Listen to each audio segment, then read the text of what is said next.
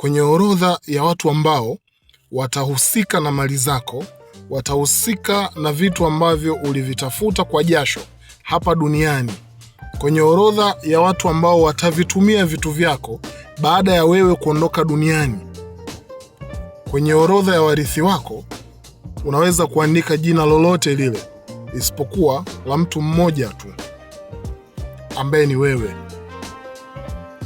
Katika watu watakaotumia vitu vyako baada ya wewe kuondoka hapa duniani, wewe haumo. Kwa hiyo wewe unapaswa kutumia vitu vyako, unapaswa kutumia mali zako ipasavyo kipindi upo hapa duniani. Baada ya wewe kuondoka hapa duniani, hutoweza kutumia mali zako.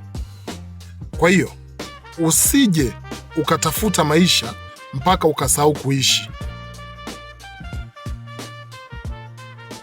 Siku njema.